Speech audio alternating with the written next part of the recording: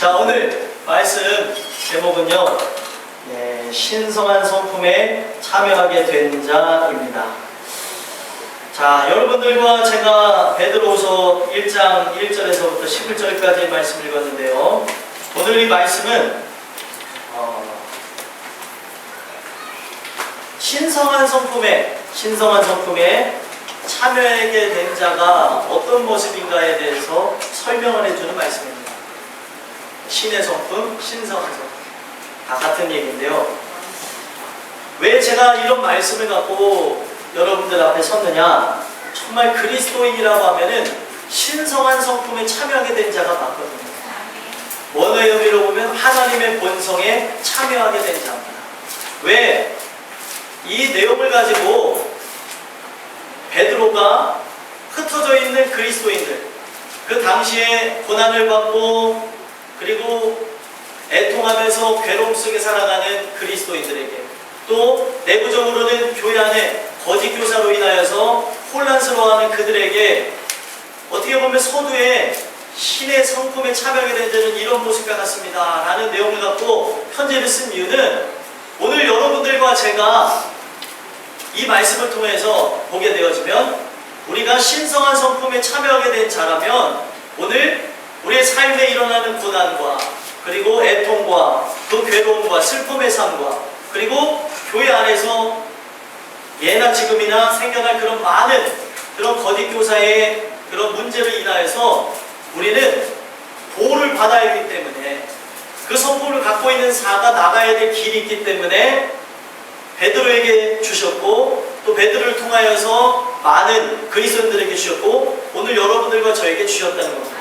오늘 우리가 이 말씀을 통하여서 신성한 성품에 참여하게 된 여러분들이 되신다면, 그리고 하나님의 본성에 참여하게 된 자가 된다면, 아무리 세상이 여러분들을 흔들어 놓으려고 하여도, 그리고 교회 안에 예를 들어서 어떠한 문제가 생긴다 하더라도 그것에 흔들리는 일들이 없게 될 것이라는 거예요. 오늘 여러분들과 저는 이 말씀을 통하여서 과거의 이야기를 듣는 것처럼 듣지 마시고, 오늘 나를 위해서 준비된 옛 이야기를 통하여서 우리 현재를 보시고 또 미래를 대비하고 승리하는 여러분들과 제가 되기를 간절히 소망합니다. 제가 말씀드린 바와 같이 이 베드로가 이 서신서를 쓰게 된 이유는, 밖에서는 네로 황제의 엄청난 핍박과 박해가 있었기 때문에 이것을 줬고요. 또 안에서는 교회 내부 상황에서 거짓 교사들이 다른 가르침으로 인하여서 그들을 혼란스럽게 하는 일들이 있었기 때문에 이 서신서를 쓰게 됐다는 겁니다. 오늘 우리가 과거의 서신서를 보는 것이 아니고요, 오늘 우리의 인생에까지 미치게 되는 그 모든 일들을 미리 보시고, 또 앞으로 우리의 삶의 미래 속에 일어날 모든 일까지 보시는 하나님이 여러분들과 저를 위해서 쓰신 말씀입니다.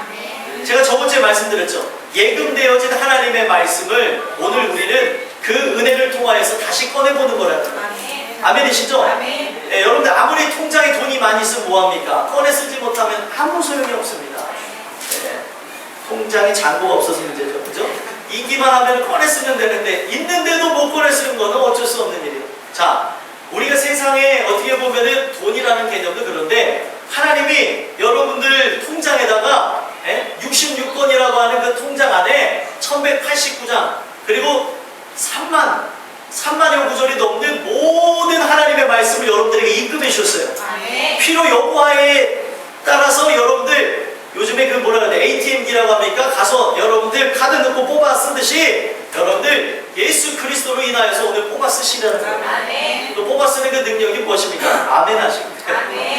아멘 하시면서 하나님의 영광을 돌리고, 아멘 하시면서 여러분들 믿어지지 않는다 해도 믿기를 소망하면서 여러분들이 이렇게 하나님의 말씀에 화답하면서 나가시면, 이거는 과거에 역사했던 말씀이 아니라 오늘 우리를 위해서 써놓으신 말씀이고, 앞으로도 우리를 위해서 써놓으신 말씀이 될 수 있다. 그러므로 오늘 이 시간에 이 말씀을 잘 받으심으로 여러분들 안팎으로 역사가 심한 세대가 됐습니다. 왜 이런 말씀을 드립니까? 어젠가요? 그젠가요? 어젠가요? 그 동성애가 합헌 결정이 났어요. 동성애에 대해서 모든 미국의 그 주들이 지지를 하고 있었는데 4개인가 6개 주가 반대를 하고 있었다고 합니다. 근데 그 모든 부분까지도 그냥 대법원이죠. 그냥 대법원에서 그냥 이 모든 부분에 우리나라라고 하면은 그냥 우리는 이 동성애를 지지해야 됩니다 라는 것을 법적으로 때려버렸다는 거예요. 그래서 그 지지하게 되는 그걸 통해서 어떻게 되는 겁니까? 지금 말세의 때가 가까이 왔음을 설명해주고 있다는 거예요. 지금 밖에서는 지금 이 세상이 끝을 향해 나가고 있음을 설명해주고 있습니다. 그러면 바깥에서도 이러한 일들이 일어나고 있다면 안에서도 우리는 충분히 여러 가지 살면서 또 신앙생활하면서 많은 어려움을 겪을 수가 있어요. 여러분들 안팎으로 일어나는 그 모든 이 말세의 징조를 보시면서 여러분들과 저는 더욱 내가 신성한 성품에 참여한 자라면 어떤 모습이 내 모습이어야 되는가, 어떤 모습을 놓고 기도해야 되는가를 깊이 생각하는 여러분들과 제가 됐으면 좋겠습니다. 이 말씀은요, 여러분들의 시작을 알려주는 말씀이고 이 말씀은요, 여러분들의 끝을 결정해주는 말씀이 될 수가 있다. 저는 정말 여러분들이 은혜 받은 사람이라면 바로 성경에 남아져 있는 신성한 성품에 참여하게 되는 은혜가 있게 되게 하길 소망합니다. 또 성경에는 이러한 내용들이 많이 나오지만 비슷한 이유로서 우리가 읽은 교동문 10편 1편 교동문 1번도 10편 1편에 있는 말씀을 차용해서 했잖아요. 그 내용을 통해서도 알 수 있는 게 무엇입니까? 복이 있는 사람은, 그건 뭐냐면 복을 받은 사람은 이런 모습이 있습니다 라는 뜻이라는 거예요. 그럼 오늘도 마찬가지입니다. 그와 비슷한 내용이죠. 신성한 성품에 참여하게 된 여러분들의 모습은 바로 오늘 저를 통해서 듣게 될 하나님의 말씀의 그 모습이 여러분들의 모습이셔야 된다는 거예요. 여러분들이 내가 부족한가, 부족하지 않은가, 또 연약한가, 또 연약하지 않은가, 이 모든 것을 살펴보심으로 여러분들 그 은혜 안에 거하는 그 사람들이시라면 신성한 성품에 참여한 아름답고 참된 모습들이 여러분들의 모습이 되기를 소망합니다. 자, 본문의 말씀 1절에 보면은 1절과 2절을 보면은 문안 인사를 하죠. 이 문안 인사를 통해서 알 수 있는 게 먼저 1절에 받는 대상자가 누구냐가 정해져 있습니다. 한번 읽어보겠습니다. 읽겠습니다. 시작. 예수 그리스도의 종이며 사도인 시몬 베드로는 우리 하나님과 구주 예수 그리스도의 의를 힘입어 동일하게 고배로운 믿음을 우리와 함께 받은 자들에게 편지하노니. 아멘. 이 말씀을 받는 대상이 누굽니까? 고배로운 믿음을 우리와 함께 받은 자들에게 편지한다는 거예요.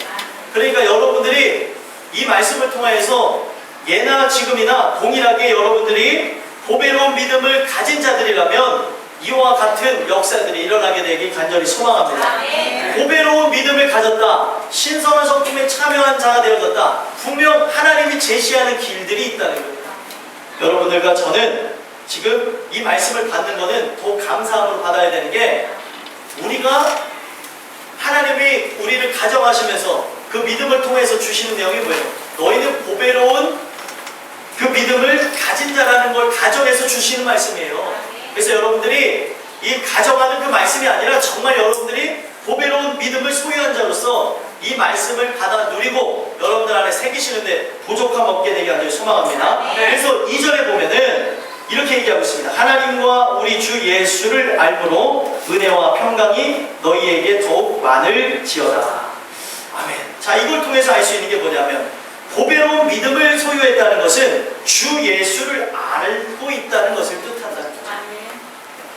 만약에 이것을 받는 너희가 주 예수님을 알고 있다면 주 예수님을 알아간다는 것은, 이따가 다시 한번 설명하겠지만, 예수님을 안다는 것은 우리가 영생에 이르게 되는 그런 귀한 역사가 있는 것이며, 거기서 끝나는 것이 아니라 주 예수를 안다는 것은 예수를 알므로 진정한 믿음이 우리 안에서 나오게 됨을 설명해 준다는 거예요. 그러면 우리가 예수님을 안다는 것은 그 예수를 알아감으로써 그 믿음의 생활들, 그 믿음의 모습들이 나와야 됨을 설명해 주고 있다는 거예요. 머리로 아는 지식이 아니고 가슴으로 경험한 것이라면 반드시 보배로운 믿음을 가진 자로서의 합당한 열매가 있어야 됨을 이 문안 인사를 통해서부터 시작을 알리면서 얘기를 하고 있다는 거예요.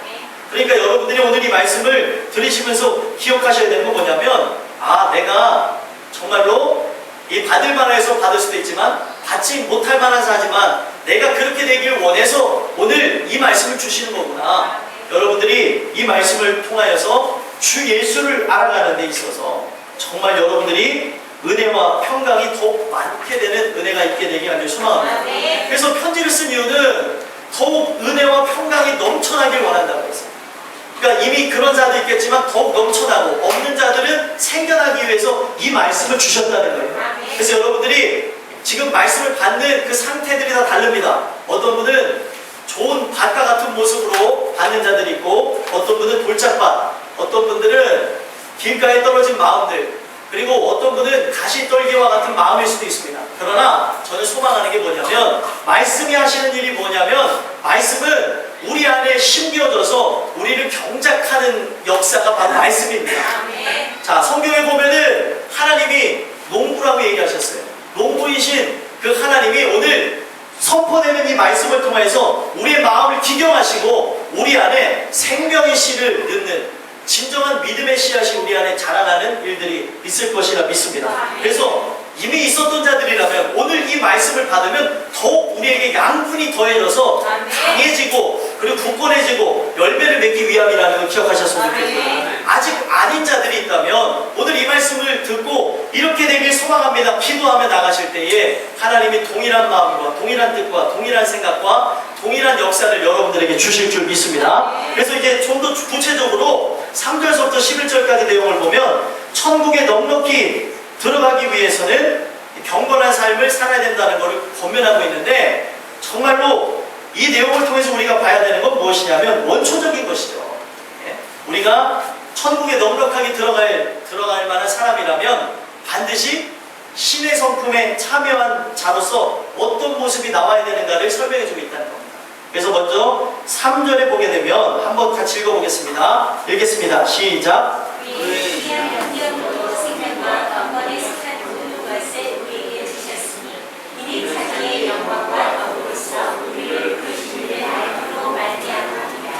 아멘. 자, 여기에서도 동일하게 나오는 게 우리를 부르신 이를 알므로 나타나야 되는 형상이 무엇이냐면 그 신기한 능력으로 생명과 경건에 속한 모든 것이 이미 우리에게 주셨기 때문에 나타나야 된다는 거예요. 아멘이십니까? 그러니까 여러분들이 부르신 이를 안다라는 것은 무엇이냐면 우리가 예수를 알게 되어진다면, 예수님은 누구를 부르러 오셨다고 얘기하고 있어요? 죄인을 부르러 오셨다고 성경에 얘기하고 있습니다. 내가 정말로 진정으로 죄인을 부르시는 예수님을 알게 되어진다면 여러분들과 저에게는 생명과 경건에 속한 모든 능력들이 우리의 삶 속에 나타나야 된다는 거예요.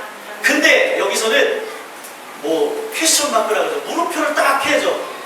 근데 왜? 라는 질문을 던져야 됩니다. 근데 왜 우리의 삶은, 근데 왜 나의 삶은 분명히 예수 그리스도를 알므로 생명과 경건에 속한 모든 능력을 주셨다고 했는데 왜 그런 능력이 나타나지는 않냐는 거예요. 그러면서 다시 본질적으로 깨우는 게 뭐냐면 여러분들과 저는 신성한 성품에 참여한 자라는 거예요. 정말 거듭난 자라면 거듭난 자의 모습은 이와 같다는 것인데 우리가 본질적으로 거듭났다고 하는데 왜 이런 모습이 없냐는 거예요. 스스로에게 질문을 던졌으면 좋겠습니다. 여기서 어떻게 보면 부르신 이를 알므로 나타나는 생명과 경건에 관한 이야기, 생명이라고 하는 것은 여러분들 정말 중요한 내용인데 우리의 생명, 우리가 생명이 존재한다는 건 어떤 것을 의미합니까? 움직이는 것을 의미해요. 그래서 아이들 같은 경우는 아이들에게 생명이 있다는 증거가 무엇입니까? 쟤네들은 24시간 잠자는 그 순간까지 가만히 있지를 않아요. 그게 쟤네들이 해야 될 일입니다. 그리고 가만히 있질 않아서 먹어야 되고 울어야 되고 웃기도 하고 뛰어다니기도 하고 해야 건강한 아이로 자라나는 거예요. 그래서 어떤 부모님이 그러더라고요. 저희 아이는요 눈 감고 있을 때는 가장 이뻐요 이러거든요. 왜 그런지 전 잘 모르겠어요. 아주 이제 말썽을 부리니까 그러는지 모르겠지만 눈을 감았을 때가 가장 이쁘다 그러더라고요. 잘 때가 가장 천사 같아요. 눈 뜨면 천사 같은 아이가 악마로 돌변한다고 우스갯소리를 얘기하는 걸 봤는데, 여러분들 이 본성이라는 게 뭐냐면 생명이 있으면 계속 그 역동성 있게 움직이는 게 이 생명이 갖고 있는 본성입니다. 본능이라고 하죠. 움직이는 거예요. 그래서 아이들이 본능적으로 하는 게 무엇입니까? 어린 아이, 갓난아이일 때는 본능적으로 하는 게 배가 고프면 울고, 또 기분 나빠도 울고, 그리고 배설을 해도 울고, 이 아이들의 그 본능은 우는 거예요. 그래서 처음에는 우는 인생이었다가, 여러분 태어날 때도 울죠. 죽을 때도 울지만 우리가 예수를 만나면 죽을 때는 웃으며 죽을 수 있어요. 아멘. 아멘이십니까? 아멘. 우리 인생은 처음에도 울면서 왔다가 죽을 때도 울면서 가는 인생인데, 은혜가 우리 안에 있으면 죽을 때는 웃으며 죽을 수 있잖아요. 아멘. 네. 여러분들, 이 아이는 태어날 때부터 어떻게 보면 이 세상을 눈물로서 태어납니다. 그래서 눈물로서 태어나서 이제 처음에는 어떻게 합니까? 누워있어요. 저 천장만 보면 누워있다가 인생에 대해서 인생이 뭔가, 이게 갓난아이가 되겠죠. 아닌가요? 그러면서 시간이 지나면 뒤집고, 시간이 지나면 기어다니고, 그리고 일어서고 뛰고 하면서 자기의 주권대로 막 살아갑니다. 이 아이를 보더라도 점점점 자기 주권이 강해진다는 걸 아는 게, 저희 교회 꼬맹이들을 보면 알 수 있는데, 예준이를, 우리 살아가는 예준이를 보면 알 수 있어요. 노라는 거예요. 자기가 하고 싶은 게 있대요. 야, 이거에서 이거 먹으라 했더니 노래. 먹여주려고 그러면 노래. 자기가 알아서 드시고. 그러면 먹는데 어떻게 먹냐? 다 그냥 이렇게 하면서 먹어요. 그런데도 이 아이가 먹겠다고 하니 어떻게 하겠어요? 먹게 해줘야죠. 뛰어다니겠다고 뛰어다니겠고, 또 어딜 갔더니 또 거기 또 주무시겠다고 그래가지고 또 난리가 날 때도 있고, 이 아이가 하고 싶은 게 너무나 많아요. 자, 보세요. 갓난아이인데도 하고 싶은 게 많습니다. 그러면 자라나서 성장해서 성인이 된 여러분들과 저는 하고 싶은 게 더 많을까요? 적을까요? 많으면 많지 적지는 않고요. 살면서 더 악해지면 악해지지 선해지지는 않습니다. 오직 은혜라는 것이 우리 안에 존재하지 않으면 우리의 삶은 사실은 가망 없는 인생입니다. 자, 본능이 먹고, 그리고 마시고, 그리고 입고 나아가는 것이라면, 오늘 우리가 영적인 본능은 무엇이냐? 우리가 하나님의 생명이 우리 안에 들어왔어요. 영적인 본능이 들어오는 건 뭐냐면 예수를 아는 거라는 거예요. 예수를 알아가는 것이 나의 생명과 같이 여기고, 눈을 뜨나 눈을 감으나 그 말씀을 생각하며 말씀을 보며 또 말씀을 들으며 또 우리의 살아가는 삶 속에 하나님을 더욱 알고자 하는 그 사랑하는 마음 때문에 그 말씀 안에 거하고자 하는 그 모든 일들이 일어나게 된다는 겁니다. 우리가 정말 중요한 것은 예수의 생명이 들어온다는 것. 그러니까 여러분들, 이거는 무엇에 비유하냐면 씨앗이 땅에 심겨진 것 같은데, 그 땅에 씨앗이 심겨지게 되면은 좋은 양분과 그리고 토양과 햇볕이 이렇게 그들에게 골고루 역사가 일어나면은 그 안에서 자라나는 것처럼, 우리 안에 예수의 생명이 들어오면은 더욱더 주님을 위해서, 하나님의 영광을 위해서 나가는 삶이 되어진다는 거예요. 그래서 성경에 보면은 요한복음 17장 3절에 보면 영생은 유일하신 참 하나님과 그가 보내신 자 예수 그리스도를 아는 것이니라.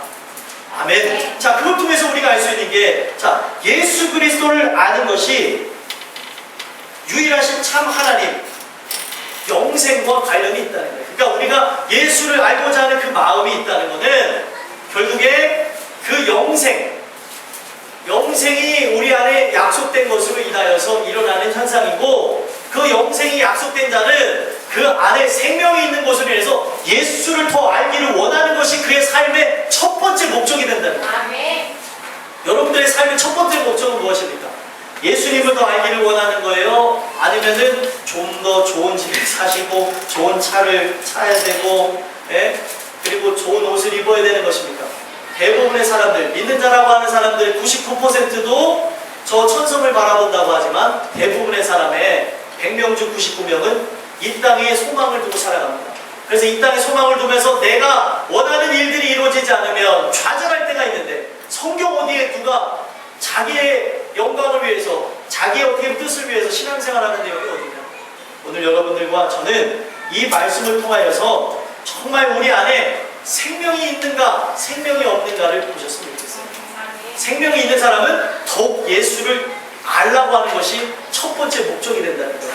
이거를 여러분들에게 점검해 보셨으면 좋겠고요. 그리고 우리 안에 그 생명이 있는 것으로 인해서 결국에 어떤 역사가 일어나냐? 경건에 속한 모든 것, 그러니까 우리의 삶이 생명만 있는 것이 아니라 결국에 점점 자라나서 어떻게 되어집니까? 믿음의 장성한 분량에 이르고 하나님의 마음을 시원케 하는 자가 되어진다는 거예요. 우리가 이런 말 합니다. 세상에서도. 아유, 저놈이 철이 나야지, 철이 나지 않으니까 맨날 저렇다고. 철이 나면은 어떻게 합니까? 부모의 마음을 좀 흡족하게 해요? 흡족하지 않게 해요? 철을 나게 된다는 건 그렇게 표현하더라고요. 사람들이. 아우, 저놈이 군대 갔다 오더니 철 났어, 이런 얘기를 합니다. 왜 하는가 한번 들어봤더니 부모의 마음을 헤아리니까 철 났다는 얘기를 합니다. 자, 오늘 우리가 기억해야 될 게 뭐냐면 우리의 삶이 진정한 은혜를 통하여서 우리의 삶에 생명이 정말 들어오잖아요. 그럼 생명이 점점 우리를 자라나게 해서 결국에 어디까지 나가냐면 하나님의 마음을 흡족해하는 상태, 영적으로 철이 나서 하나님의 마음을 알게 되는 상태에 이르게 된다.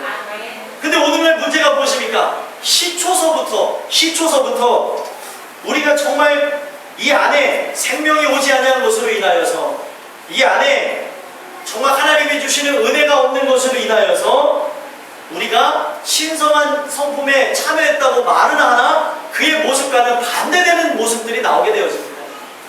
여러분들과 저는 오늘 주시는 이 말씀을 통하여서 신성한 성품에 참여하게 되는 하나님의 은혜가 여러분들에게 입혀지게 되기를 간절히 소망합니다. 그래서 4절에 보면 이로써 그 보배롭고 지극히 큰 약속을 우리에게 주사 이 약속으로 말미암아 너희가 정욕 때문에 세상에서 썩어들 것을 피하여 신성한 성품에 참여하는 자가 되게 하려 하셨느니라. 자, 신성한 성품에 참여하게 된다는 것은 하나님의 은혜를 통하여서 우리 안에 생명이 오게 되어지면 결국에 신성한 성품에 참여하게 되는 겁니다. 이걸 뭐라고 얘기하냐면 하나님의 본성에 참여하게 되는 자가 된다고 하는데, 이거를 쉬운 말로는 하나님 안에 거하는 삶이라고 얘기합니다. 자, 여러분들 우리가 기억해야 될 게 무엇이냐면 내 말이 너희 안에 거하고 너희가 내 안에 거하면 무엇인지 원하는 대로 구하라 그리하면 다 이루리라. 먼저 조건이 무엇입니까? 그분의 말이 내 안에 거하는 겁니다. 그러니까 여러분들 제일 중요한 것은 우리가 하나님 안에 속한다는 것은 사실 죄를 범한 인간에게는 불가능한 겁니다. 근데 죄를 범한 인간이 하나님 안에 어떻게 해서 속하게 되어지냐? 우리가 고백하는 그 찬양처럼 보혈을 지날 때에 우리가 하나님 앞에 속할 수가 있게 됩니다. 그래서 우리 모든 심령들이 정말로 우리를 부르시는 주님의 음성을 듣는다면 십자가 밑에 나아가서 내 죄인됨을 고백하며 나를 불쌍히 여겨달라고 하는 그 역사가 우리에게 있어야 된다는 거예요. 그 역사가 있을 때에 비로소 여러분들과 저는 신성한 성품에 들어가게 되었습니다. 예수 그리스도에게, 내가 죄인이어서 예수 그리스도에게 오지 않은 자는 그 예수 그리스도가 나를 인도할 이유도 없는 겁니다. 우리 예수님이 이 땅에 오신 거는 의인을 부르러 온 것이 아니고 죄인을 부르러 왔다고 얘기를 하고 있어요.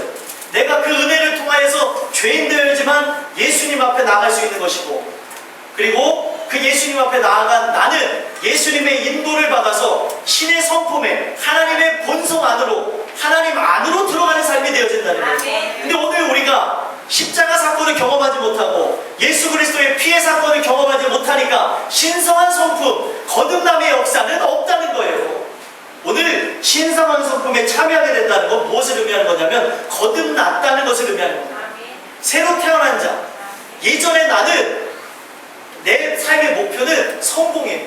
예전에 나는 삶의 목표가 돈이에요. 예전에 나는 이런 것을 원하고 이런 것을 사랑하는 자였으나 거듭난 이후에는 돈을 사랑하지 아니하고 세상을 사랑하지 아니하고 그리고 높아지는 것을 원하지 아니하고 어떻게 보면 세상 사람들이 원하는 그 길을 원하지 않는다는 거예요. 근데 거듭났다고 하는데 어떻게 세상 사람들이 원하는 그 길을 원할 수 있으며 거듭났다고 하는데 오늘 내 삶의 타이틀이 하나님의 영광을 위해서 살겠다는 것이 아닐 수가 있냐는 거예요. 여러분들 보십시오. 우리 예수님도 이 땅에 오신 목적이 무엇입니까? 내 뜻을 이루려 함이 아니고 아버지의 뜻을 이루려 함이라. 아멘이십니까? 그러면 거듭난 자는 내 뜻이라는 건 존재하지 않습니다. 오직 하나님의 뜻을 이루는 거죠. 이유가 뭡니까? 하나님의 본성에 참여하니까. 하나님의 본성에 참여한다는 것은 하나님의 눈으로 세상을 보고 하나님의 마음으로 이 세상을 체험하며 또 하나님의 생각으로 모든 이들을 보게 되어지는 걸 의미하는 겁니다. 하나님의 본능, 하나님의 본성, 하나님의 그 어떻게 보면은 그 인류를 위해서 자신의 아들을 되어준 그 사랑이 바로 내 사랑이 되어진다는 것이죠. 근데 그 안에 참여가 되어졌다면, 그 안에 내가 들어간 자라면 내 뜻은 존재할 수가 없어요. 첫 번째로 우리에게 보여주신 그 예수님의 그 놀라운 하나님에 대한 사랑은 자신의 생명까지도 내어 바치겠다는 겁니다. 자기의 뜻이 있었습니다. 예수님의 뜻은 무엇이었어요? 십자가에 달려 죽는 걸 원치 않으셨습니다. 그러나 아버지 뜻이 그러하니까 아버지 뜻에 순종하셨습니다. 우리는 육신을 입고 있는 동안에 내 뜻은 존재할 수 있어요. 그러나 우리가 하나님의 말씀이 이 안에 거하고 그 말씀이 거하는 것으로 하나님 안에 속하는 여러분들이 되신다면 내 생각은 없는 거예요. 내 뜻이 존재한다 할지라도 하나님의 말씀이 이러하니까 그것에 순종하며 나갈 수밖에 없게 된다는 것입니다. 근데 문제는 무엇이에요? 거듭났다고 하는데 다 들어보면은 내 뜻을 이루게 하시는 하나님이지 하나님의 뜻을 이루는 나가 아니라는 거예요. 발음이 이상한가요? 하나님의 뜻을 이루는 내가 아니라는 겁니다. 네? 여러분 정말 중요한 내용이에요. 하나님은 여러분들의 뜻을 이루기 위해서 존재하는 분이 아닙니다. 그러기 위해서는 다른 종교를 믿어야죠. 다른 종교가 존재하는 이유는 뭐예요? 내 자신을 위해서, 부처가 되기 위해서, 또 자기의 득도하는 삶을 위해서, 안락한 삶을 위해서, 또 평안한 삶을 위해서, 성공을 위해서 믿는 게 그들의 종교입니다. 근데 예수 그리스도를 믿는 그 부분이 나를 위한 것이라면은 여러분들의 영혼을 위한 것이라면 상관이 없어요. 근데 이 땅에서의 삶이 안락해지고 평안해지고 높아지고 그리고 웰빙의 삶을 위해서 예수님을 믿는다 그러면은 오산이라는 거예요. 하나님의 성품에 참여하게 되어진 자, 하나님의 그 본성에 참여하게 된 자는 자기를 부인하게 되어지고 십자가를 지게 되는 것이고 결국에 죽는 인생이라는 겁니다. 세상을 쫓아가는 인생이 아니라. 근데 오늘 우리가 정말로 은혜를 구한다고 하면서 우리가 바라는 것은 뭐냐는 거예요. 왜 하나님 앞에 실망을 합니까? 왜 하나님 앞에 좌절을 하십니까? 왜 하나님이 그렇게 원망스럽냐? 이유는 한 가지입니다. 내가 원하는 뜻을 이루지 않아서 그래요. 근데 하나님이 그런 분이 아니라니까요. 여러분들이 제가 예수를 믿는 이유와 목적은 구원받기 위함이고 천국 가기 위함입니다. 그러면은 나를 인도하시고 나를 깨우쳐 주시고 변화시켜 주시는 그분을 바라봐야지 어떻게 부수기적인 걸 바라냐는 거예요. 여러분들 먼저 그의 나라와 의를 구할 때에 이 땅의 것들도 채워주시는 겁니다. 근데 어떻게 이 땅의 것을 채우기 위해서 하나님을 믿냐는 거예요. 주객이 전도되는 거죠. 앞과뒤가 바뀌어지는 겁니다. 먼저 해야 될 것이 뭔가를 보셔야 돼요. 우리의 삶에는요, 이거 넘어가서 끝난 것 같죠? 이거 넘어가면 또 다른 걸 넘어야 될 것이 있고, 이 다른 걸 넘어갔으면 또 넘어가야 되는. 계속 믿음이라는 것은 단계 밟아가면서 성장이라는 것이 일어납니다.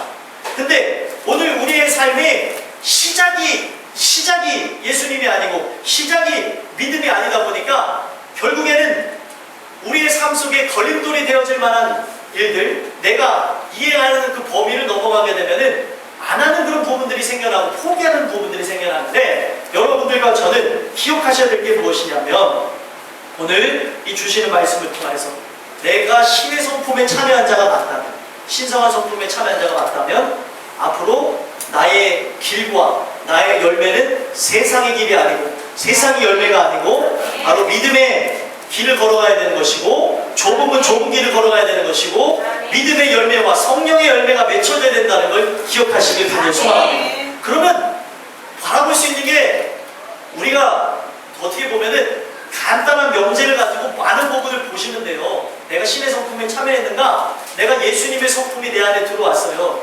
이거는 인간이 생각하는 도덕과 윤리적으로 높은 사람이 봤을 때 존경받을 만한 사람이 아닙니다. 여러분들 하나님의 본성에 신성한 성품에 참여했다는 것은 도덕적으로 완벽한 인간을 얘기하는 게 아니에요. 하나님의 뜻을 이루는 사람을 의미하는 겁니다. 여러분들 제가 예수님의 예를 들어드릴게요. 여러분 생각해 보세요. 제가 몇 번은 똑같이 말씀을 드렸는데 똑같이 말해도 부족함이 없는 게 하나님 말씀이에요. 알아도 또 들어도 은혜가 되는 게 하나님 말씀입니다. 생각해 보시라는 거예요. 여러분들 바깥에 나가서 시장에 여러분들 시장 앞에 이렇게 보시면은 그 시장에서 장사하시는 분들의 연령이 높습니까? 낮습니까? 높죠. 특히 어떻게 보면은 우리 사거리에만 가더라도 이 채소를 파는 분들이 젊은 분들이에요? 아니면 나이 드신 분들이에요? 나이 드신 분들이죠. 그걸 팔고 있었습니다. 이거를 교회 안으로 그대로 가져와서 보세요. 성전 안에 장사하는 사람들이 예를 들면은 나이가 많은 분들이라고 생각해 보세요. 성전 안에 장사하는 사람들. 성경에 보니까 예수님이 그 장사하는 그 자들의 모습을 가증여기시면서 둘러 엎으셨어요. 근데 여러분들 이것을 오늘날로 풀이해서 생각해 보자고요. 오늘날로 풀이해서 보면은 젊은 예수님이 딱 왔습니다. 저를 비유하셨대요. 저를 비유해서 왔는데 딱 왔더니 우리 집사님들이 교회에서 어떻게 보면은 우리를 위해서 하는 거랑 상관이 없는데 이런 내용이라고 생각하면 돼요. 바자회를 하고 있어요. 근데 바자회를 하는데 아니 성경 어디에 예를 들면 성경 어디에 교회에서 바자회를 하라고 했습니까? 하면서 젊은 제가 와서 다 틀로 엎었어요. 그럼 여러분들 저를 어떤 놈이라고 할까요? 벌써 놈이라고 나오잖아요. 왜 우리 집사님이 죽일 놈이 됐어요. 죄송합니다. 죽일 놈까지는 좀 그렇고 좀 나쁜 사람이 되겠죠. 인격적으로 저 목사는 참 잘못했다라고 얘기할 가능성이 높습니다. 자, 이런 모습이 예수님 앞에 동일하게 일어난 거예요. 거기에는 분명히 나이가 많은 분들도 있었고 나이가 예수님보다 젊은 분들도 있을 수 있겠지만 대체적으로 나이가 많은 분들이 성전에서 장사를 하고 있었을 겁니다. 근데 예수님이 가서 지금 만민이 기도하는 집인데 너희가 강도의 구로를 만들었다 하면서 다 둘러엎었어요. 말씀을 사랑해서 예수님의 모습을 본 사람은 예수님을 이해할 수 있지만 말씀을 사랑하지 아니하고 예수님의 그런 인격적인 행동만 본 사람은 예수님을 다 비판했습니다. 맞아요? 틀려요? 당연한 거예요. 예수님이 왜 그렇게 하시는가를 모르니까, 의도를 모르니까, 하나님의 말씀이 정말로 이 구약 성경에 어떻게 적혀져 있는가를 이미 그들은 상실해버렸어요. 모르니까 예수님이 하는 행동이 비인격적으로 비춰지는 거예요. 어떻게 저 사람이 저렇게 행동했습니까? 여러분들 보셔야 되는 게 뭐냐면 오늘 우리는 사람들이 어떤 행동하는 부분에서 그 사람의 의도까지 다 못 볼 때가 많습니다. 그래서 성경은 남의 하는 일들을 비판하지 말라는 거예요. 남의 어떻게 하는 그런 행위들 자체를 비판하지 말라고 합니다. 왜 그렇습니까? 그 남을 헤아리는 그 헤아림으로 내가 너희를 헤아리겠다는 것이 하나님의 말씀이에요. 그럼 오늘 우리가 봐야 되는 것은 정말 중요한 것은 그 사람이 왜 그렇게 했는가, 그 사람이 왜 그런 행동을 하는가, 그 의도와 그 사랑을 봐야 되는 것이지, 그 사람의 어떤 그런 모든 걸 봐야 되는 것이지, 행동만을 바라보면 우리는 남을 비판하고 정죄하는 사람밖에 되지 않는다는 거예요. 오늘 예수님이 그 정말로 하나님을 사랑해서 한 행동이었는데, 자 보세요. 하나님의 성품은 인격적으로 봤을 때 비인격적일 수가 있다는 거예요. 자, 이것이 어떻게 보면 한 가지였고요. 또 비인격적으로 볼 수 있는 게 한두 가지가 아닙니다. 가나안 7족을 그냥 멸해버리래요. 거기 멸하라고 하는 것은 어린애들을 살려주라는 겁니까? 어린애들도 죽이라는 것입니다. 이유는 뭡니까? 죄! 그들을 통해서 죄가 들어오기 때문에, 그들을 통해서 우상숭배가 들어오기 때문에 하나님이 이들을 사랑하는데, 이 사랑하는 이들이 어떻게 보면 택하지 않은 저들과 함께 어우러져서 멸망할 것이 싫으시니까 하나님은 그들을 진멸하라고 했습니다. 그러면 하나님이 사랑해서 한 그 의도를 우리가 정확히 안다면 하나님은 보고 손가락질할 수 있습니까? 하나님 뭐 잔인하다고 할 수 있을까요? 여러분들이 그렇게 함으로써 지옥 가게 되어지는데 그 하나님을 우리가 욕할 수 있을까요? 절대 욕할 수가 없다는 거예요.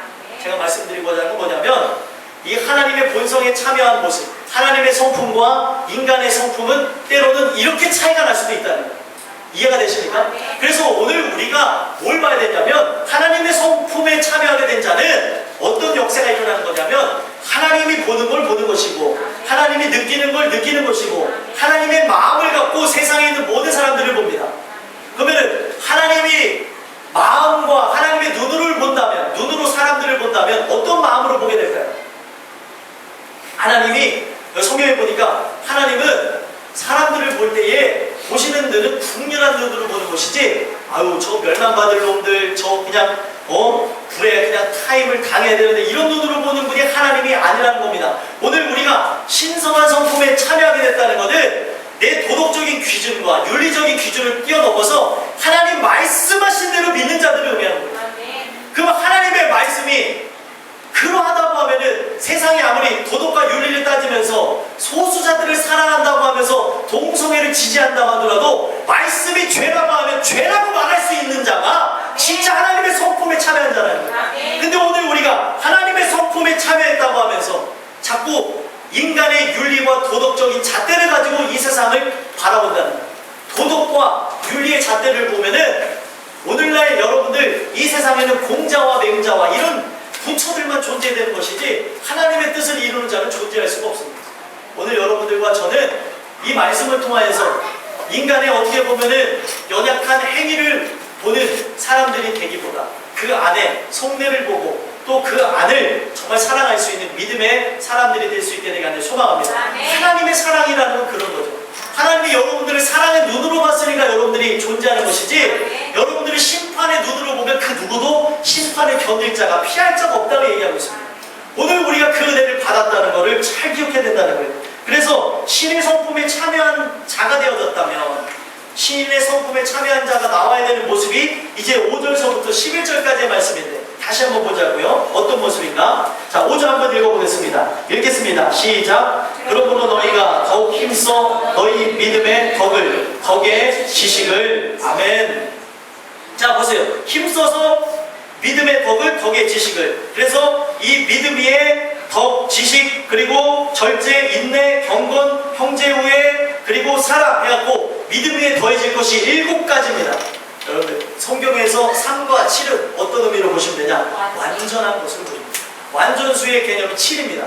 근데 이 믿음 위에 더해질 것이 7이었어요. 7가지의 것.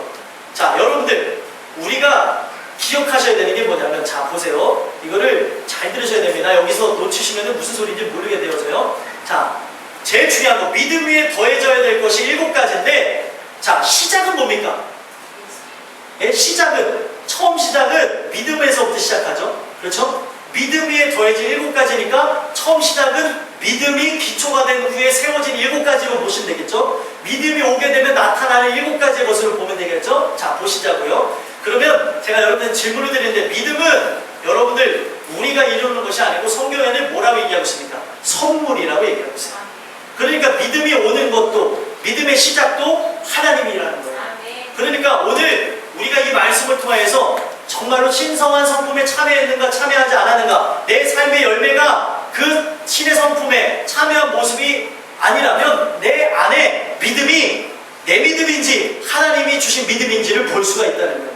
성경에 에베소서 2장 8절에 보면 너희가 그 은혜에 의하여 믿음으로 말미암아 구원을 얻었나니 이것은 너희에서 난 것이 아니요 하나님의 선물이라.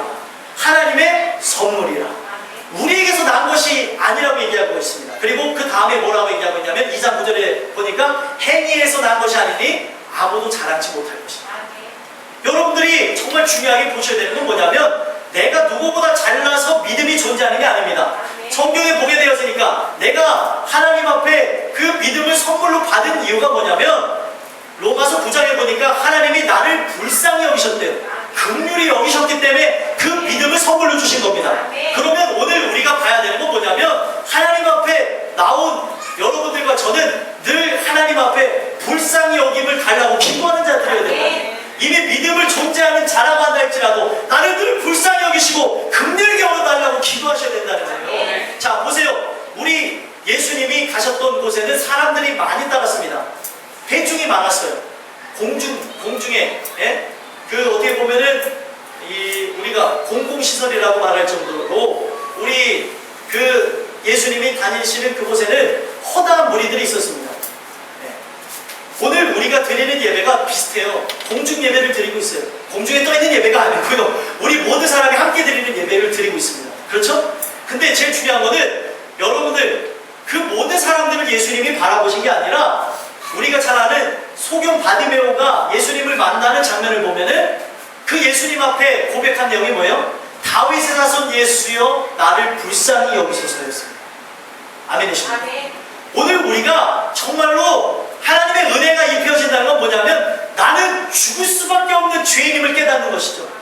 정말 난 죽을 수밖에 없는 죄인인데 주님 나를 좀 봐달라고, 주님 나를 불쌍히 여겨주세요. 세상에 그 많은 사람들이 있지만, 지금 우리가 함께 예배를 드리고 있지만 가장 큰 죄인이 나입니다. 이렇게 고백할 때 주님이 여러분들을 보시는 거예요. 불쌍히 여겨달라고 했더니 어떻게 하십니까? 주님이 그를 불쌍히 여겨주시면서 그의 눈을 뜨게 하셨고, 그가 눈을 뜬 후로는 예수를 바라보며 모든 걸 청산하고 주님만 따라가게 됐습니다. 오늘 우리가 봐야 되는 건 무엇이냐? 여러분들 믿음이라고 하는 것은 하나님이 주시는 선물이에요. 오늘 시작부터가 시작부터가 하나님이셔야 되고 그 시작부터 시작된 그 하나님이라면 끝도 하나님이 역사하셔야 되는 그런 모든 부분이라는 거예요. 오늘 여러분들이 보셔야 되는 것, 믿음이라는 베이스가 있어야, 믿음이라는 바탕이 있어야 그 위에 더해질 수 있는 7가지가 있는 것이지, 오늘날 제일 중요한 것, 하나님으로부터 온 선물이 없는 자들이 이 7가지의 것을 더하려고 하니까 결국에 무엇이 되는 거예요? 썩어질 것이 되어지는 겁니다. 하나님의 것과 속된 것을 같이 할 수가 없어요. 여러분들, 바리새인과 서기관의 의가 뭐냐면 그들의 의는 엄청났습니다. 금식도 하고, 그리고 기도도 하고, 11조도 하고, 뭐 빼먹는 일이 하나도 없습니다. 근데 그들을 가증스럽게 여긴 건 뭐냐면 시작이 하나님이 아닌 거예요. 시작이 납니다. 시작이. 구원을 내가 이루려고 내가 덕을 쌓고 지식을 쌓고 그 위에다가 절제를 쌓고 인내를 쌓고 거기다가 이제 형제 우애를 쌓고 그리고 그 위에다가 사랑을 쌓는 거, 내가 쌓는 거라는 거예요. 시작이 뭡니까? 하나님이 베이스가 되지 않으면, 우리 예수 그리스도가 내 안에 와서 이 믿음의 역사가 베이스가 되지 않는다면, 기본이 되지 않는다면 그 위에다가 내가 어떤 노력을 해서 쌓아도 다 무너질 바벨탑이라는 거예요. 근데 오늘날 많은 사람들이 이것이 도덕과 윤리적으로 이 말씀이 들려져서 어떻게 되어지고 있습니까? 자기가 쌓는 바벨탑으로서 신앙생활하는 사람들이 그렇게 많다는 거예요. 시작이 예수님이어야 돼요. 시작이. 근데 시작이 예수님이 아닌데, 시작이 나의 의인데, 시작이 하나님의 의인데, 서기관과 바리새인의 의로는 들어가지 못한다고 했습니다. 그 이야기 뭐냐면, 우리가 천국에 들어가는 데 있어서는 하나님의 의가 나타나서 믿음에서 믿음에 이르게 하나니 오직 의인은 믿음으로 말미암아 살리람과 같으니라. 이것이 우리에게 역사가 일어나야 된다는 거예요. 하나님의 의가 나타나서 그 의가 우리 안에 들어오셔야 됩니다. 그걸 믿음이라고 하고요, 그걸 말씀이라고 합니다. 근데 이것이 바탕이 되지 않다 보니까 결국에 무엇이에요? 내가 이것을 쌓으려다 보니까 쌓다가 갑자기 승질도 올라오고, 쌓다가 갑자기 확 무너뜨리기도 하고, 쌓다가 그냥 우리가 내 의에 못 이겨서 떠나기도 하고, 내가 이걸 쌓다가 그냥 내 정욕대로 인해서 나가다 보니까 이 모든 것들이 비판의 대상이 되는 거예요. 여러분들과 제가 봐야 될 건 뭐냐면, 온전한 믿음으로 시작했으면 베이스가 믿음이면 끝이 뭐냐고요. 마지막 믿음의 7가지 마지막은 뭐였습니까? 7절에 자, 형제 후에 뭐를 더하라고요? 사랑을 더하라고 했습니다. 마지막은 사랑이에요. 그러면 근데 여러분들 보셔야 되는 게 뭐냐면, 이것이 어떻게 되어지는지는 우리가 알 수 없을 정도로 유기적으로 동시다발적으로 계속 자라나서 결국에 사람들이 이것을 느낄 정도로 삶의 열매가 드러나는 겁니다. 그러면 보셔요. 자, 질문 하나 드리겠습니다. 사랑이 없다는 것은 결국에 뭐가 없다는 거예요? 믿음이 없다는 증거를 갖고 있다는 거예요. 자, 이걸 보셔야 되는 겁니다. 그래서 여러분들, 사랑이 없는 모습이라고 하면 결국에 믿음이 없다고까지 볼 수 있게 되어진다는 거예요. 왜냐하면 믿음이, 하나님이 우리에게 생명을 주시는 것을 믿음이라고 하고 하나님의 씨앗이 우리 안에 들어왔는데, 결국에 우리가 하나님의 말씀을 온전히 먹으면서 신령한 젖을 우리가 사모하면서 먹고 나가잖아요. 결국에 덕에, 그리고 지식을, 그리고 거기 위에다가 계속해서 쌓여져서 결국에는 형제 위에다가 사랑이 더해지는 역사가 우리의 삶의 열매라는 거예요. 근데 사랑이 없는 모습이라면 믿음도 없다는 겁니다. 이해가 되십니까? 여러분들, 우리가 말하는데 어폐가 굉장히 많아요. 무슨 어폐가 있냐면, 저 사람은 정말 믿음이 강한데 사랑이 없어. 그러면은 사랑이 없다는 것으로 믿음도 없는 거예요. 그걸 보셔야 된다는 거예요. 성경에는요, 믿음과 사랑이 거의 어떻게 보면 동시에 나는 것처럼 얘기를 하고 있습니다. 여러분들, 하나님이 우리를 사랑하셨죠? 그거를 우리가 그 사랑을 깨달을 때에 하나님을 사랑하고 하나님을 믿을 수도 있는 겁니다. 자, 이해가 되세요? 자, 하나님이 우리를 사랑하는 걸 깨닫게 되어야지만 그분을 믿고 사랑한다니까요? 그러면은 성경에는요, 첫 번째 계명이 하나님을 사랑하는 거고, 두 번째 계명이 이웃을 사랑하는 건데, 이웃을 사랑하는 것이 여러분들 성경에서 말하는 게 여러분 너무나 쉽다는 거예요. 너희가 하나님을 사랑하는 자가 맞다면 이웃을 사랑하는 건 당연하다는 겁니다. 근데 우리가 정말 우리의 사랑하는 삶 속에 정말로 상대를 사랑하지 못하고, 상대를 우리가 정말로 우리 지식의 날로서 비판하면서 나가고 있다. 그러면은 이 말씀을 통해서 보게 되면 고린도후서 2장 그리고 3장에 보게 되어지면 결국에는 그 사람은 거짓 교사라는 거예요. 오늘 우리가 이 말씀을 더 접하면서 봐야 되는 것은, 우리 안에 은혜가 있으면 점점 우리의 삶에 믿음과 사랑이 함께 나아가서 결국에는 하나님의 붙잡고 하나님의 영광을 위해서 살게 하는 것이지 이것 저것 따로 노는 게 신앙이 아니라는 겁니다. 여러분들 보셔야 되는 게 뭐냐면 신앙생활 하는데 우리가 자꾸 생활적인 측면을 강조하는 부분이 있는데 제일 중요한 거는 내가 하나님에 대한 신앙이 없는데 어떻게 생활이 되어집니까? 잘 보셔야 되는 게 뭐냐면 신앙이라고 하는 것, 하나님을 우러러보는 것이 이 어떻게 보면은 학문의 의미입니다. 그 하나님을 우러러보는 그 믿음, 하나님을 우러러보는 그 마음이 우리 안에 존재한다는 것은 하나님이 우리에게 믿음을 통해서 준다고 얘기하고 있어요. 그러면 우리가 그 믿음을 갖고 있는 사람이면 결국에 그 삶이 하나님의 주신 믿음을 통하여서 삶에 하나하나 미쳐지면서 생활이 바뀌어지는 걸 의미하는 거예요. 근데 왜 생활이 안 바뀌어집니까? 믿음이 없어서 안 바뀌어지는 거예요. 왜 사랑이 없다고 얘기합니까? 믿음이 없어서 그런 거예요. 여러분들 보셔야 되는 것이 한두 가지가 아닙니다. 오늘 우리가 이것을 통하여서 한 인물을 구체적으로 보면은 이 믿음의 덕의 지식을, 지식의 절제를, 절제의 인내, 인내의 경건을, 경건의 형제의 형제의 사랑을 더하는 이 대표하는 인물이 있는데 그 사람이 누구냐면 다윗이에요. 다윗을 보세요. 다윗은 하나님을 철저하게 믿었습니다. 철저하게 믿었기 때문에 그가 바라봤던 거는요, 법궤를 들고 나가질 않았어요. 자기가 왕궁에서 쫓겨날 때도 법궤를 들지 않냐고 하나님이 허락하시면 내가 저 법궤를 다시 보리라 이렇게 얘기했다는 거예요. 하나님을 믿었지 자기의 왕권과 자기의 힘을 믿지 않았습니다. 거기에는 이 다윗이 하나님에 대한 그 믿음이 얼마나 두터운지를 알고 있었고요. 하나님이 자 보세요. 다윗을 선택한 이유가 무엇이었습니까?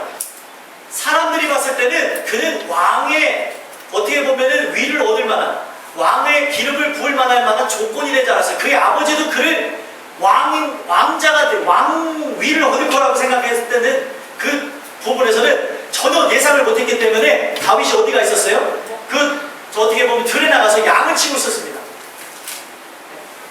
그리고 사무엘도 자기가 봤을 때 첫째가 왔을 때 하나님이 택한 사람이 아닌가 할 정도로 인간의 기준을 따라서 그랬었지만 이 다윗이 왕으로 기름 부음을 받은 이유가 무엇이에요? 그 들에서 그가 어떻게 보면 사자와 싸울 때에 곰과 싸울 때에 하나님의 보호하심을 체험했고 하나님의 인도하심을 체험했고 그가 그 일을 하면서 하나님과 동행하는 삶을 경험했기 때문에 그의 믿음을 보고 용모를 보신 것이 아닙니다. 그의 믿음을 따라서 세운 게 바로 다윗이었어요. 믿음이 있었기 때문에 기름 부음을 받았다는 겁니다.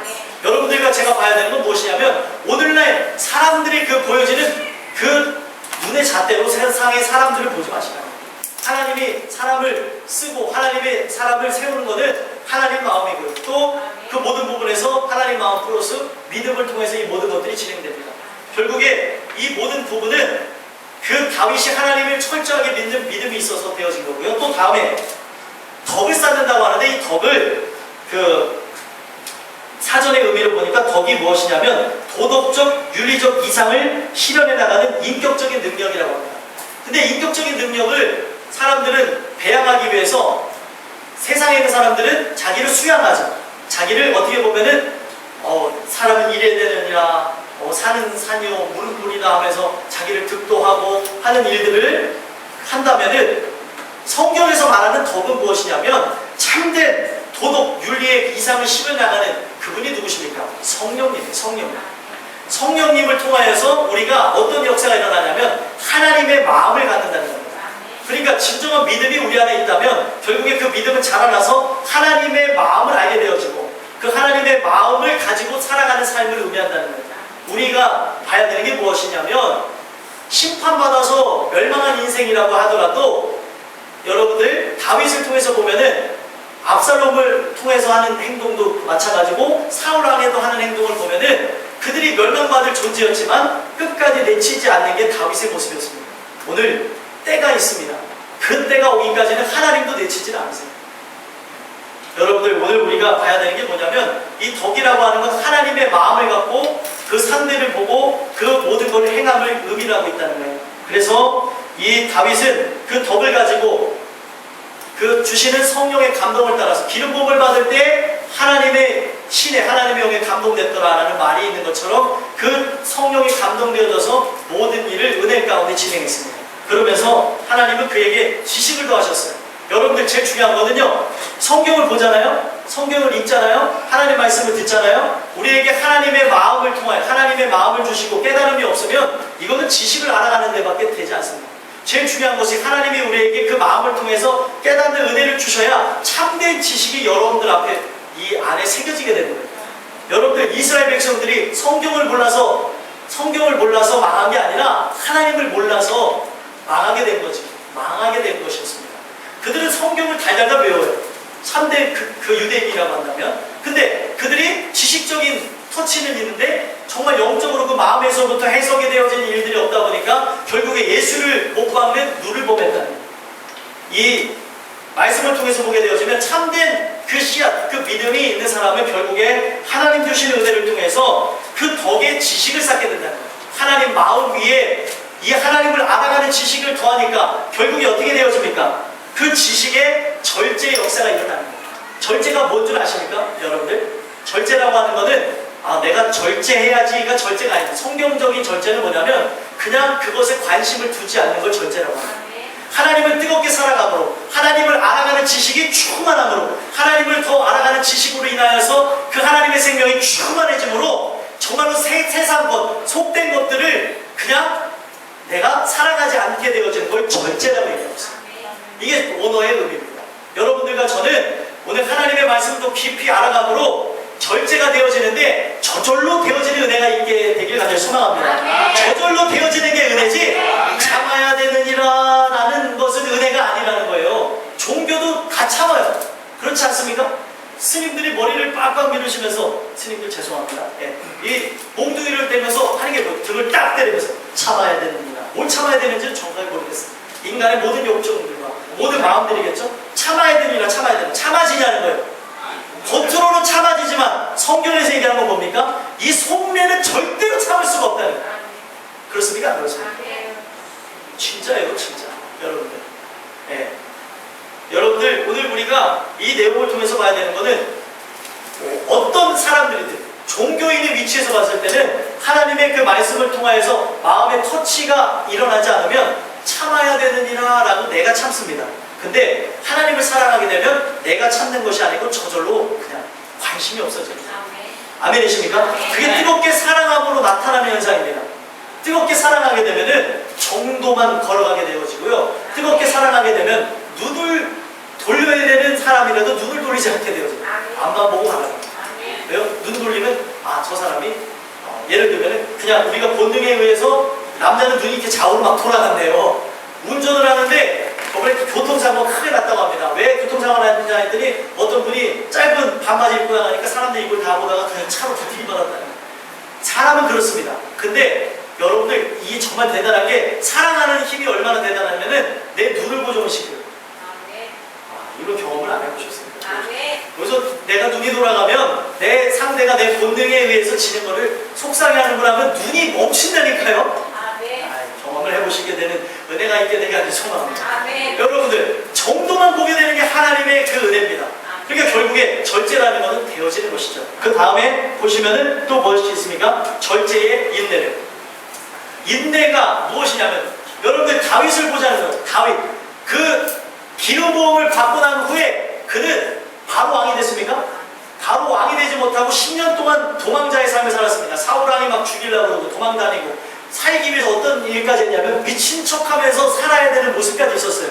여러분들 그 안에 하나님의 말씀과 하나님의 뜻을 믿는 그 믿음이 없었다면 인내라는 건 불가능한 겁니다.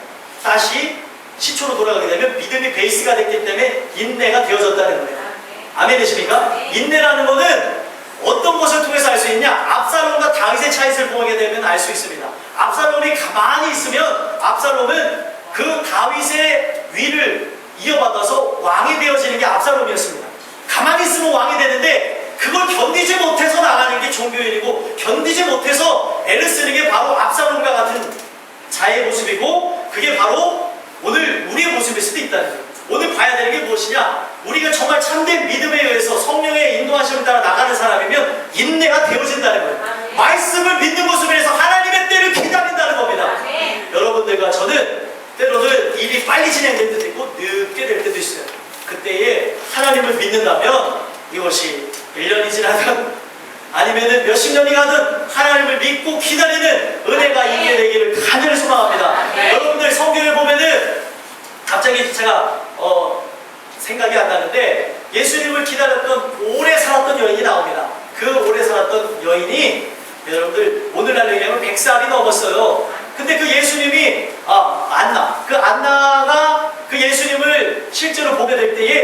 보세요. 그 예수님을 만나게 될 자였으니까 그 삶이 이렇게 길어진다 하더라도 그 삶이 기쁨이 있었지 어떤 여러 가지 부분에서 지루함과 답답함으로 나갔던 게 아닙니다. 하나님이 그를 사랑해서 생명도 연장시켜 주시고 그때까지 그 모든 것을 다 이뤄나가시고 잡고 계셨다는 거예요. 여러분들 때로는요, 안나처럼 우리가 마지막 때에서야, 내 인생의 끝에서야 은혜의 맛을 볼 수도 있고요, 그 진정한 예수님을 만날 수도 있습니다. 근데 제일 중요한 거는 그때라서라도 만나면 얼마나 감사하냐는 거예요. 오늘 우리가 그걸 기다리고 체험하고 오늘 그 하나님을 찬양하는 게 믿음이라는 거예요. 오늘 여러분들에게 이 절제의 인내가 더해지는 역사가 있게 되기를 소망합니다. 근데 여러분들 인내에 뭐를 더해야 된다고요? 경건. 경건은 무엇을 상징하는 거예요? 경건. 경건이라고 하는 것은 삶 속에 계속해서 이 모든 걸 유지해 나가는 걸 경건이라고 합니다.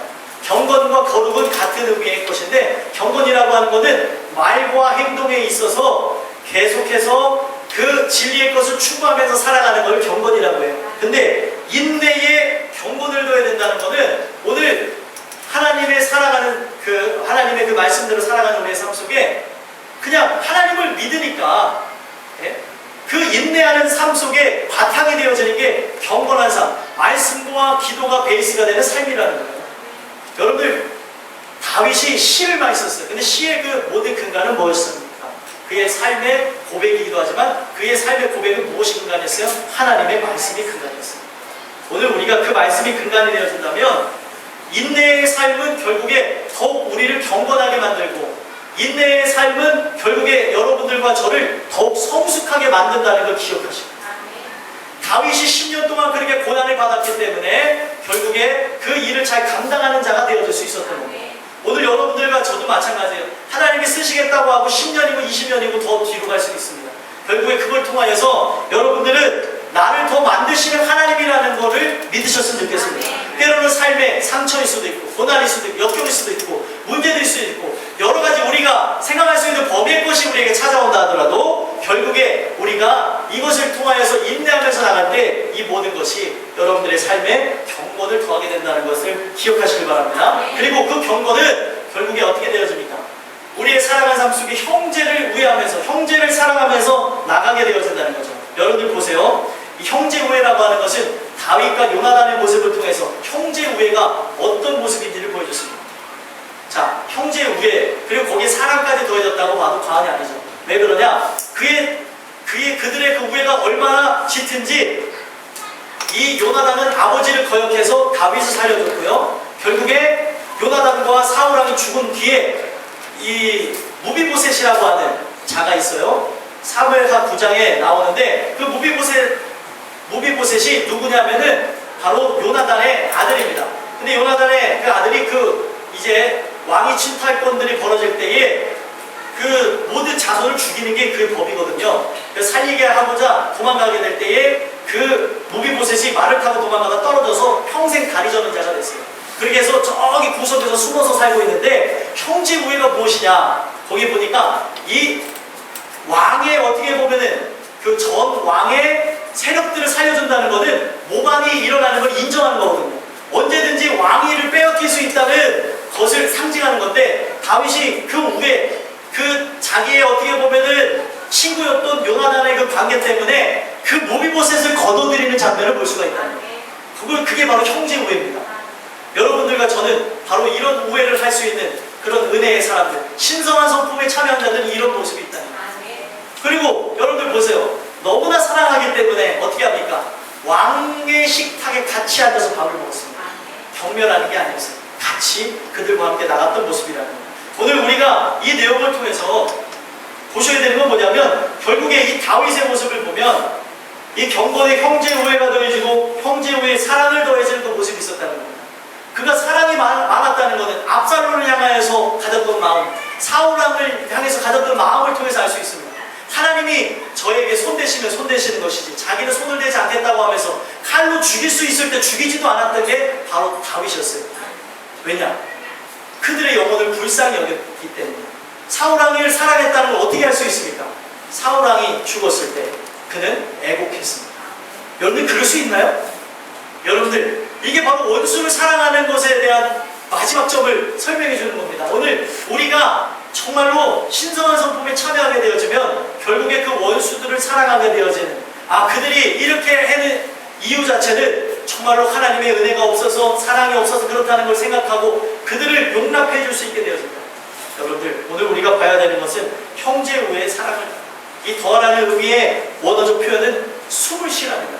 여러분들이 진정한 은혜를 통하여서 숨 쉬는, 내가 살아있는 증거는 이 믿음을 통하여서 맺혀지는 7가지 열매를 통하여서 여러분들이 진정한 신성한 성품에 참여한 자인지, 정말 하나님의 은혜가 받은 자가 맞는지 아닌지를 설명해 줄 거예요. 오늘 이것을 보게 되는 은혜를 통하여서 여러분들과 저는 살아가는 그 삶 속에 7가지 열매가 맺혀지길 소원합니다. 내가 정말 믿음이 바탕이 된 자가 맞다면, 내가 정말 그리스도가 터가 되어서서 그 그리스도의 터 위에 정말로 세워진 나의 하나님의 정말 믿음의 성전이 맞다면, 심령의 전이 맞다면, 하나님 이 믿음의 열매 7가지가 내 삶 속에 드러나게 없어서 여러분들이 이것을 기도하며 나가는 여러분들과 제가 되기를 간절히 소망합니다. 8절에서부터 11절까지 말씀은 또 5회에 이어서 전하도록 하겠습니다. 기도하겠습니다. 하나님 감사합니다. 신성한 성품